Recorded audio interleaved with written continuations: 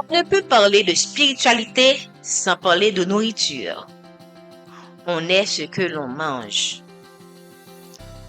Je suis certaine que la plupart d'entre nous ont déjà fait l'expérience d'une lourdeur après avoir eu un repas. Avec le temps, ce signal de notre corps implique le plus souvent que ce que l'on vient de manger ne fait pas du bien à notre corps. Notez bien que, pour d'autres personnes, la sensation peut être différente. Mais le point où nous voulons en venir est que, bien avant d'avoir un problème plus grave, par exemple une crise cardiaque, le corps envoie toujours des petits indices annonciateurs auxquels nous ne prêtons pas toujours attention. Savoir écouter son corps fait partie des 10 principes de l'alimentation intuitive, sujet que nous allons aborder aujourd'hui. Bonjour, bonsoir.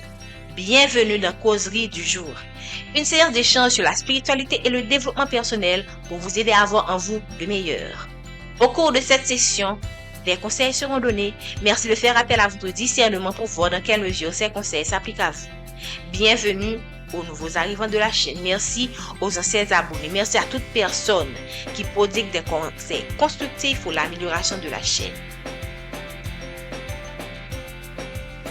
Le concept d'alimentation intuitive est né en 1995, porté par deux nutritionnistes américaines, Evelyn Tribole et Elise Reich.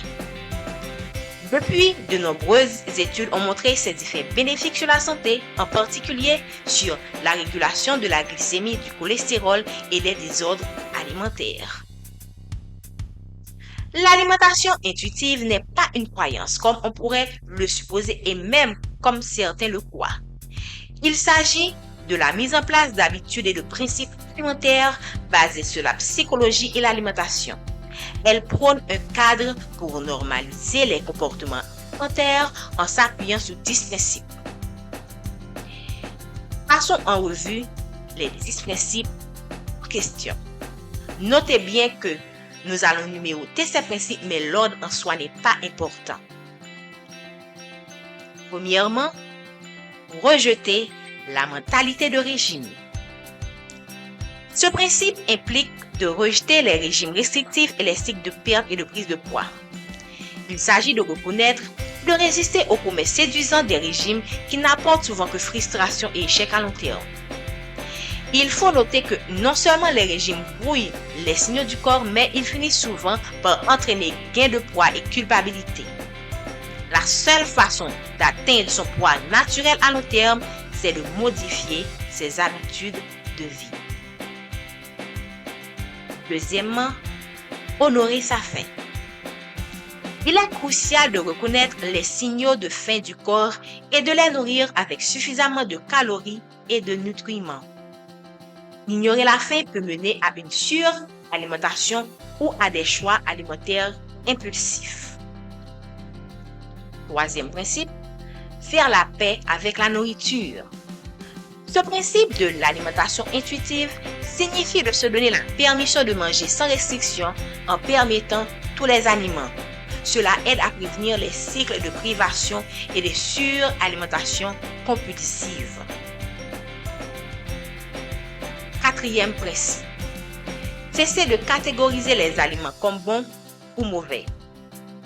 Il s'agit de remettre en question les pensées critiques internes qui jugent la bonne ou la mauvaise alimentation et les comportements alimentaires en les remplaçant par une approche plus bienveillante et moins restrictive. Cinquième principe, découvrir le facteur de satisfaction. Ce principe implique de trouver le plaisir et la satisfaction de l'expérience alimentaire en choisissant des aliments non seulement nutritifs, mais aussi agréables au goût. Sixième principe, ressentir sa satiété. Apprendre à identifier les signaux de satiété du corps permet de comprendre quand on a suffisamment mangé en respectant le confort de la satiété sans aller jusqu'à l'excès. Septième principe, gérer les émotions avec bienveillance. Reconnaître que la nourriture peut être un réconfort temporaire, mais qu'elle ne résout pas les émotions telles que la solitude, l'ennui ou la colère. Il s'agit de trouver des méthodes non alimentaires pour gérer ses émotions.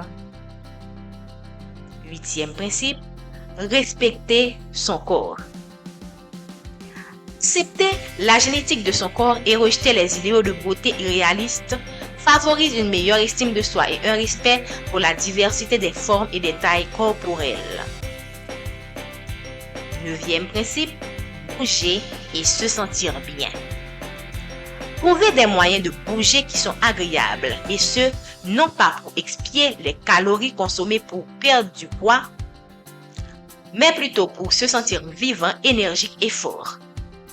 Au lieu de se concentrer sur les exercices que l'on devrait faire, pourquoi ne pas faire ce qu'on a envie de faire? Cette approche a beaucoup plus de chances de durer dans le temps et amènera donc plus de bénéfices que de s'infliger d'aller au gym tous les matins pendant 1 heure si on déteste cela. Cette nouvelle routine irréaliste risque de durer quelques semaines tout au plus. Ce n'est pas pour rien que les gyms sont vides en février. 10e principe, honorer sa santé avec une alimentation douce. Choisir des aliments qui plaisent mais qui nourrissent également le corps, reconnaissant que l'on n'a pas besoin d'être parfait pour manger de manière saine. Un équilibre et une modération dans les choix alimentaires peuvent avoir un impact positif sur la santé globale. Avoir des habitudes alimentaires saines, c'est entre autres manger moins transformé, prendre le temps de cuisiner et manger une variété d'aliments. Quels sont les défis de l'alimentation intuitive? Manger de façon intuitive implique de se reprogrammer pour être à l'écoute de nos signaux.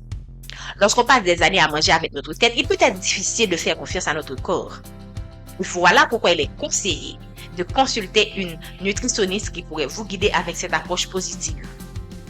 Ces principes de l'alimentation visent à encourager une approche plus intuitive et personnalisée de l'alimentation où les choix sont guidés par les besoins internes, le plaisir et le respect de son propre corps plutôt que par des règles et des restrictions externes. Notez bien que cette vidéo a pour but de présenter l'alimentation intuitive et ses principes et n'est en aucun cas une incitation à l'adopter. Si vous faites ce choix, cela ne nous engage en rien et prenez le temps et le recul nécessaires avant de prendre cette décision. Nous terminons cette vidéo avec les pensées suivantes. Soignez votre corps, c'est l'endroit unique que vous avez pour vivre. Bonne semaine.